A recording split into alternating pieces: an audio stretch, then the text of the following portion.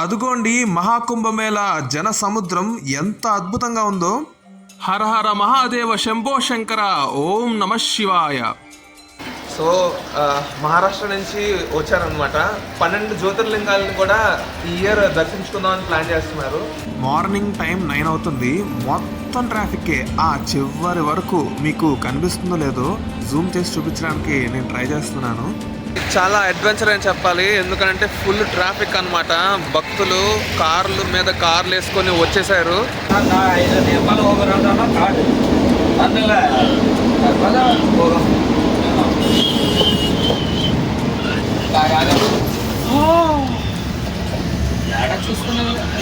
Hey guys, it's me Sriharsha. Welcome to my YouTube channel. అందరూ ఎలా ఉన్నారు? ఈ వీడియోలో నేను మీకు ప్రయాగ్రాజ్లో 144 సంవత్సరాలకు వచ్చే మహాకుంభమేళాకి హైదరాబాద్ నుంచి బస్సులో ఎలా చేరుకోవాలనేది క్లియర్ గా ఎక్స్ప్లెయిన్ చేస్తాను. అండ్ ప్రస్తుతం ప్రయాగ్రాజ్లో పరిస్థితులు ఎలా ఉన్నాయో అనేది క్లియర్ గా ఎక్స్ప్లెయిన్ చేస్తాను. అండ్ హైదరాబాద్ నుంచి ప్రయాగ్రాజ్ కి చేరుకోవడానికి నేను ఎన్ని అష్ట కష్టాలు పడ్డానో అనేది క్లియర్ గా చూస్తారు. ఈ video one of the biggest adventures in my life అనమాట.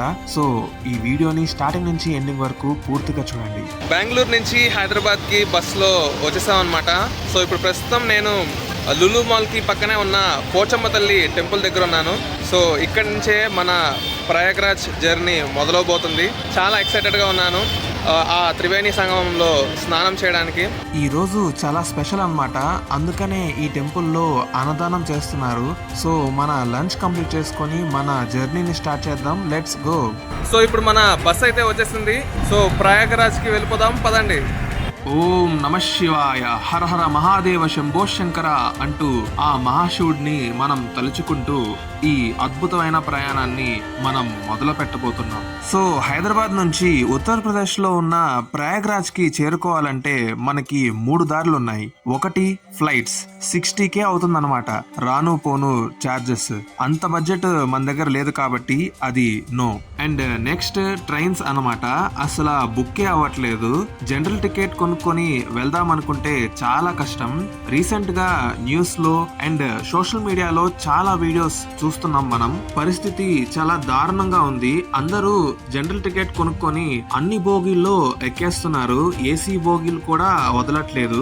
ఇలా అందరూ ఎక్కేసి నెక్స్ట్ స్టేషన్ లో ఎక్కే వారికి ఛాన్స్ ఇవ్వకుండా తలుపులు మూసేశారు. అప్పుడు ట్రైన్ రిజర్వేషన్ చేసుకొని నెక్స్ట్ స్టేషన్ లో వెయిట్ చేస్తున్న జనం ఈ ఫుల్ అయిపోయిన ట్రైన్ ఎక్కలేక విండోస్ ని బద్దలు కొడుతూ లోపల ఉన్న జనంపై వాటర్ జల్లుతున్నారు. పరిస్థితులు ఏమాత్రం కూడా బాగోలేదు. సో మన ఫైనల్ బెస్ట్ ఆప్షన్ బస్ అన్నమాట. యాక్చువల్ గా హైదరాబాద్ నుంచి ఉత్తరప్రదేశ్ లో ఉన్న ప్రయాగ్రాజ్ కి డైరెక్ట్ బస్సెస్ అవైలబుల్ గా లేవు. కానీ ఈ మహాకుంభమేళా సందర్భంగా రెడ్ బస్ లో మనకి స్పెషల్ బస్సెస్ అవైలబుల్ గా ఉన్నాయన్నమాట. ఆ బస్సెస్ ద్వారానే నేను ఈ ప్రయాణాన్ని స్టార్ట్ చేశాను. సో ప్రైవేట్ బస్ లో ప్రయాగ్రాజ్ కి వెళ్లి రావడానికి 10,000 to 15,000 రూపీస్ పడుతుంది అనమాట. అండ్ అక్కడ బడ్జెట్ లో రూమ్ కావాలంటే 4,000 to 6,000 రూపీస్ పడుతుంది అనమాట ఒక్క నైట్ కి. నేనైతే జర్నీలో కవర్ చేసుకున్నాను రూమ్ లో స్టే చేయకుండా. సాయంత్రం అరౌండ్ 5:52 PM అవుతుంది అనమాట. సో బ్రేక్ టైం అనమాట. సాయంత్రం ఆపాడు బస్సు. జర్నీ చాలా కంఫర్టబుల్ గా జరుగుతుంది. చాలా అంటే చాలా హ్యాపీగా ఉంది. ఈ బస్ ని నేను సెలెక్ట్ చేసుకున్నందుకు. ఏసీ బస్ అనమాట. చూస్తున్నారు కదా, బస్ మొత్తం కూడా చాలా లగ్జరీగా ఉంది. బస్సు మొత్తాన్ని చాలా నీట్ గా మెయింటైన్ చేస్తున్నారు. బెడ్ అయితే చాలా కంఫర్టబుల్ గా ఉంది. మనకి ఒక bed sheet and water bottle ఇస్తారనమాట. అండ్ బస్ డ్రైవర్ కూడా చాలా ఎక్స్పీరియన్స్ డ్రైవర్ అనమాట.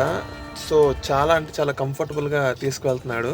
ఈ మహాకుంభమేళా గురించి క్లియర్ గా మాట్లాడుకోవాలంటే సాధారణ కుంభమేళా ప్రతి 4 సంవత్సరాలకు ఒకసారి జరుగుతుంది. అర్ధ కుంభమేళా ప్రతి 6 సంవత్సరాలకు ఒకసారి జరుగుతుంది. పూర్ణ కుంభమేళా ప్రతి 12 సంవత్సరాలకు ఒకసారి జరుగుతుంది. అండ్ ఫైనల్ గా 12 పూర్ణ కుంభమేళాలు పూర్తయిన తర్వాత 144 సంవత్సరాలకు ఒక్కసారి మహాకుంభమేళా జరుగుతుంది. ఈ మహాకుంభమేళా అసలు ఎందుకు జరుపుకుంటారు అనే క్షీరసాగర మదనం కథ గురించి ఇంకా క్లియర్ గా మన నెక్స్ట్ వ్లాగ్ లో మాట్లాడుకుందాం. ప్రస్తుతం హైదరాబాద్ నుంచి ప్రయాగ్రాజ్ జర్నీని ఎంజాయ్ చేద్దాం. ప్రస్తుతం తెలంగాణ బోర్డర్ దగ్గరికి వచ్చేసామన్నమాట. డిన్నర్ కోసం బస్ ఆపారు ఈ దాబా దగ్గర.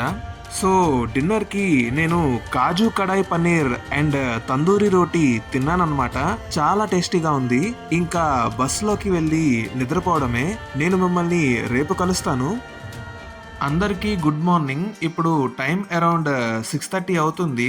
నైట్ మంచిగా నిద్ర పట్టింది. జర్నీలో అలసిపోవడం వల్ల అనుకుంటా. నైట్ తెలంగాణ నుంచి మహారాష్ట్ర బోర్డర్ దాటి ఇప్పుడు ప్రస్తుతం మధ్యప్రదేశ్ లోకి ఎంటర్ అయిపోయాం అన్నమాట. మార్నింగే నేను ఒక మంచి వ్యక్తిని కలుసుకున్నా అన్నమాట. आपका नाम क्या है? मेरा नाम विकास जगन्नाथ शिंदे है। ओके। मैं सातारा वाटार किरोली एक छोटा सा गांव और तहसील कोरेगांव डिस्ट्रिक्ट सातारा महाराष्ट्र का रहने वाला हूँ। Okay okay. సో మహారాష్ట్ర నుంచి వచ్చారనమాట. 12 జ్యోతిర్లింగాలను కూడా ఈ ఇయర్ దర్శించుకుందామని ప్లాన్ చేస్తున్నారు. ఆల్రెడీ 10 జ్యోతిర్లింగాస్ ట్రావెలింగ్ కంప్లీట్ చేసుకున్నారు. ఇంకా 2 జ్యోతిర్లింగాలు మాత్రమే కంప్లీట్ చేయాల్సి ఉందన్నమాట. చాలా గ్రేట్. ఇంకోటి చూస్తున్నారు కదా, ఈ బైక్ మీద మొత్తం కూడా ట్రావెల్ అంతా కూడా చేస్తున్నారు. చాలా అంటే చాలా సంతోషంగా అనిపించింది నేను ఈ వ్యక్తిని కలవడం.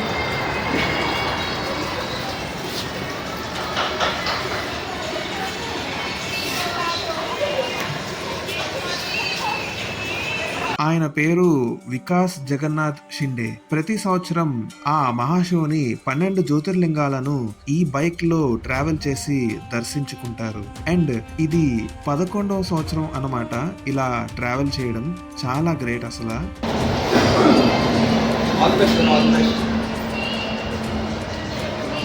ఆయన యూట్యూబ్ ఛానల్ లింక్ కింద డిస్క్రిప్షన్ లో మెన్షన్ చేస్తాను, తప్పకుండా చెక్ చేయండి. అలా మధ్యప్రదేశ్లో ఎక్కడా ఆగకుండా దూసుకుంటూ వెళ్ళిపోతున్నాం. టైం అరౌండ్ 11:30 అవుతుందన్నమాట. ఇప్పుడే బస్ కి చిన్న రిపేర్ రావడంతో ఈ ప్లేస్ లో ఆగాం. సో పబ్లిక్ వాష్రూమ్ లో ఎలాగోలా ఫ్రెష్ అప్ అయి ఈ ప్లేస్ ని ఎక్స్ప్లోర్ చేయడం మొదలు పెట్టాను. ఈ ప్లేస్ చాలా అద్భుతంగా ఉంది. ఇక్కడ లోకల్ పీపుల్ ని అడిగితే మీరు నర్మదా నది ఒడ్డున ఉన్నారు అని చెప్పారు. వినంగానే చాలా సంతోషం కలిగింది. ఎంతో అదృష్టంగా భావించాను. అనుకోకుండా ఈ ప్లేస్ కి వచ్చినందుకు వెంటనే నదిలో స్నానం చేశాను. వాటర్ చాలా చల్లగా ఉన్నాయి. లైట్ గా వణుకు కూడా వచ్చింది. ఆ తర్వాత ఈ అద్భుతమైన శివలింగానికి దండం పెట్టుకొని ఆ మహాశివుని తలుచుకున్నాను. అలా ఈ ప్లేస్ నాకు బాగా నచ్చేసింది. ఈ ప్లేస్ గురించి ఇంకా డీటెయిల్డ్ గా ఒక సపరేట్ వీడియో తయారు చేశాను. ఆ వీడియోని కూడా తప్పకుండా చెక్ చేయండి. ఆ తర్వాత రెడీ అయ్యి బ్రేక్ఫాస్ట్ కంప్లీట్ చేసుకొని వెయిట్ చేస్తూ ఉన్నాం బస్సు ఎప్పుడు రిపేర్ అవుతుందా అని. అలా ఈ ప్లేస్ మొత్తం తిరుగుతూ మధ్యాహ్నం 3:30 అయిపోయింది. ఇంకా చేసేదేమీ లేక లంచ్ కంప్లీట్ చేసుకున్నాం. అరౌండ్ 4:30కి బస్ స్టార్ట్ అవడంతో మళ్ళీ మా జర్నీ మొదలయ్యింది. యాక్చువల్గా చెప్పాలంటే హైదరాబాద్ నుంచి ప్రయాగ్రాజ్ చేరుకోవడానికి దాదాపుగా 1200 నుంచి 1500 కిలోమీటర్లు ఉంటుంది. అంటే దాదాపుగా 1.5 డే పడుతుందన్నమాట ఈ జర్నీ కంప్లీట్ చేయడానికి. బట్ ఈ ప్లేస్ లో మార్నింగ్ నుంచి ఈవినింగ్ వరకు లేట్ అవడం వల్ల ఇంకా లేట్ అయిపోయింది ఈ జర్నీ కంప్లీట్ అవ్వడానికి. బట్ ఈ ప్లేస్ లో ఆగడం కూడా మంచిదే. ఈ ప్లేస్ ఇంత అద్భుతంగా ఉంది కాబట్టి. సో అలా ఇంకా ఎక్కడ ఆగకుండా దూసుకుంటూ వెళ్ళిపోతున్నాం.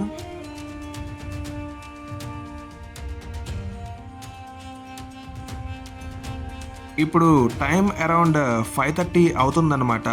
అంతా మంచిగా సాగుతుంది అనుకుంటున్న టైంలో ట్రాఫిక్ జామ్ అయిపోయింది. అసలుకే లేట్ అవుతుంది అనుకుంటున్న టైంలో ఈ ట్రాఫిక్ జామ్ అయ్యింది.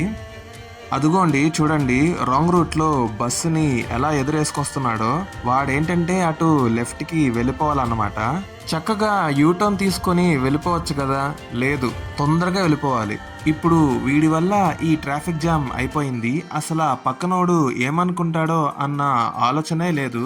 మళ్ళీ ఆ బస్సులో ఉన్నోడే బయటకొచ్చి దారి ఇవ్వండి అని మనల్ని జరుపుతున్నాడు.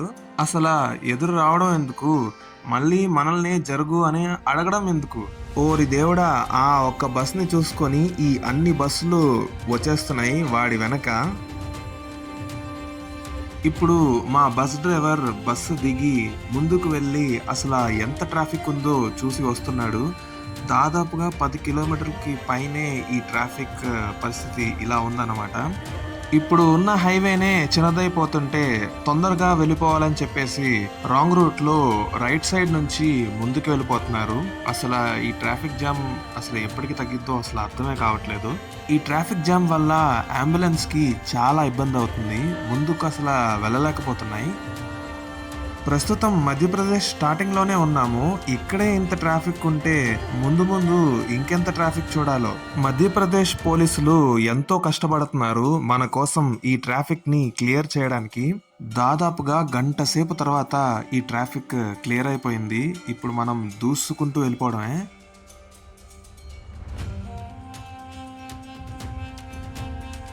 కొన్ని వందల కిలోమీటర్లు ట్రావెల్ చేసిన తర్వాత నైట్ అరౌండ్ 9:30కి మళ్ళీ ఒక టోల్ గేట్ దగ్గర ట్రాఫిక్ జామ్ అయిపోయింది. అసలు అన్ని వెహికల్స్ స్తంభించిపోయాయి అన్నమాట. చాలా నిదానంగా కొద్దిగా కదులుతున్నాయి. ఇక్కడ వీడియో కట్ చేయకుండా టైం ల్యాప్స్ తో చూపిస్తా చూడండి ట్రాఫిక్ ఎంత దారుణంగా ఉందో. ఇక్కడ చూడండి, తొందరగా వెళ్ళిపోవాలని లెక్క చేయకుండా ఆఫ్ రోడింగ్ చేస్తూ ముందుకు వెళ్ళిపోతున్నాడు. అరగంట కంటే ఎక్కువసేపు అయ్యింది, ఇంకా ఇక్కడే ఉన్నాము. అందరికీ ఓపిక నశించిపోతుంది. వీడు చూడండి, రాంగ్ రూట్ లో ముందుకెళ్ళిపోయి ఇప్పుడు రివర్స్ తీసుకుంటున్నాడు ఈ ట్రాఫిక్ నుంచి తప్పించుకోలేక. ఒక బస్సులో ఇన్ని రాష్ట్రాలు దాటి ఇంత పెద్ద జర్నీ చేయడం అనేది చాలా అడ్వెంచర్ అని చెప్పాలి. ఎందుకంటే ఫుల్ ట్రాఫిక్ అన్నమాట. భక్తులు కార్లు మీద కార్లు వేసుకొని వచ్చేసారు. ఒక టోల్ గేట్ 1 కిలోమీటర్ దాటడానికి 1.5 సేపు కంటే ఎక్కువ పట్టిందని చెప్పాలి. వామ్మో, అసలు క్రేజియస్ట్ అడ్వెంచర్స్ లో ఇదొకటి అన్నమాట. నైట్ 11 అవడంతో నా దగ్గరున్న స్నాక్స్ తోనే నా డిన్నర్ ని కంప్లీట్ చేసుకున్నాను. నేను మిమ్మల్ని ఇంకా రేపు కలుస్తాను. అందరికీ గుడ్ మార్నింగ్. ఇప్పుడు టైం అరౌండ్ 7 అవుతుంది. నిన్న నైట్ 22 degrees టెంపరేచర్ ఉందన్నమాట. చాలా చలి వేసింది. ఇంకా ఏసీ బస్ లో జర్నీ గురించి స్పెషల్ గా చెప్పక్కర్లేదు. మార్నింగే మళ్ళీ ట్రాఫిక్ జామ్ లో ఇరుక్కుపోయాం. అసలు ఇక్కడ ఏం జరుగుతుందంటే మహాకుంభమేళాలో కోట్లాది జనం తరలి వచ్చేస్తున్నారు. సో ఉత్తరప్రదేశ్ ప్రయాగ్రాజ్ లో ఎక్కువ జనాభా వల్ల ట్రాఫిక్ జామ్ అవ్వకూడదని ఇక్కడి నుంచే విడతల వారీగా ఈ వెహికల్స్ అన్నిటినీ ఇలా స్టాప్ చేస్తూ వదులుతున్నారు. ఇదేదో క్యూ లైన్ లాగా.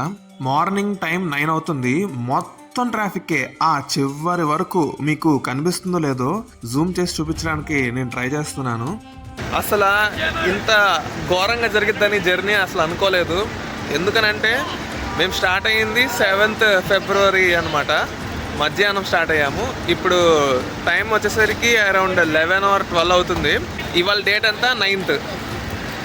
అయ్యా, ఇవాళ మధ్యాహ్నం కనుక అయిపోతే 2 రోజులు ఈ బస్సులోనే ఈ ప్రయాణం మొత్తం జరిగినట్టు లెక్క అనమాట. 2 రోజులు పట్టింది. ఇంకా మధ్యప్రదేశ్ బార్డర్లోనే ఉన్నాను, ఇంకా క్రాస్ కూడా అవ్వలేదు. ఇది క్రాస్ అవ్వాలి, అప్పుడు ఉత్తరప్రదేశ్లోకి వెళ్తాం. అక్కడి నుంచి కొంచెం దగ్గరే, బట్ అక్కడ కూడా ఫుల్ ట్రాఫిక్ ఉంటే ఇంకంతే సంగతులు. చాలా అంటే చాలా దారుణంగా ఉంది. చెప్పే కదా, one of the biggest adventures అనమాట ఇది. సూపర్. ఇక్కడ చూడండి, వెనక కనిపిస్తున్న ఇంటి వాళ్ళకి థ్యాంక్ యూ చెప్పాలి. అందరూ వాటర్ తాగడానికి మోటార్ ఆన్ చేశారు. చాలా గ్రేట్ అసలు. సో 9th February ప్రస్తుతం 2 o'clock అవుతుందన్నమాట. మా దగ్గర తెచ్చుకున్న ఫుడ్ మొత్తం కూడా అయిపోయింది. ఎందుకంటే మొత్తం కూడా అంత స్తంభించిపోయింది.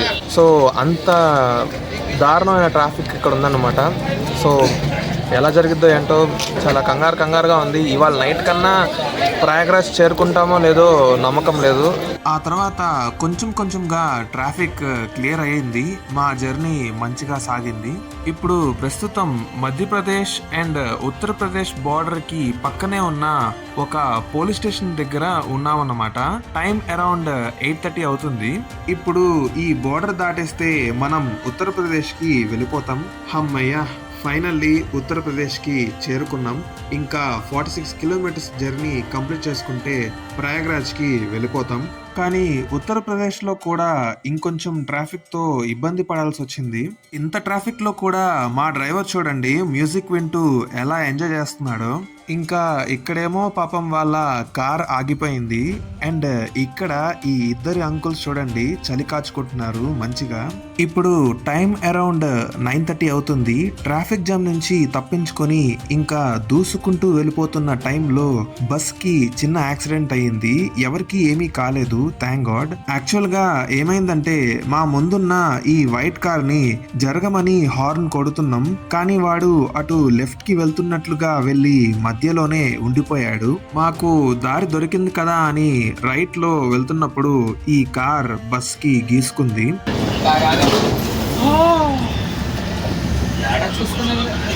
ఆ తర్వాత మా బస్ డ్రైవర్ కి అండ్ కార్ లో ఉన్నోడికి గొడవ జరిగింది. చివరికి వాడి తప్పు తెలుసుకొని వెళ్ళిపోయాడు. ఈ గొడవ అంతా వీడియో తీస్తే బాగోదు అని చెప్పేసి నేను వీడియో తీయలేదు.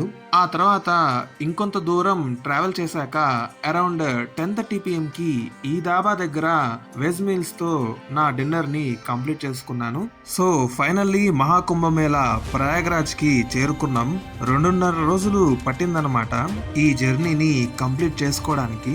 చాలా హ్యాపీగా ఉంది ఈ అద్భుతమైన ప్రదేశానికి వచ్చినందుకు. నేను మీకు ఇందాక చెప్పినట్లుగా క్షీరసాగర మదనం స్టోరీ గురించి అండ్ మహాకుంభమేళా త్రివేణి సంగమంలో స్నానం చేయడానికి నేను ఎన్ని కష్టాలు పడ్డానో అనేది నెక్స్ట్ వీడియోలో మనం మాట్లాడుకుందాం. హర హర మహాదేవ శంభో శంకర అంటూ ఆ శివనామస్మరణ చేస్తూ ఈ వీడియోని ఇంతటితో ముగిస్తున్నాను. మళ్ళీ మనం నెక్స్ట్ బ్లాగ్ లో కలుసుకుందాం. అంతటి వరకు టేక్ కేర్. చూసారు కదా, మీకు గానీ ఈ వీడియో కనుక నచ్చినట్లయితే లైక్ చేయండి, షేర్ చేయండి అండ్ సబ్స్క్రైబ్ చేయండి. It's me Sriharsha.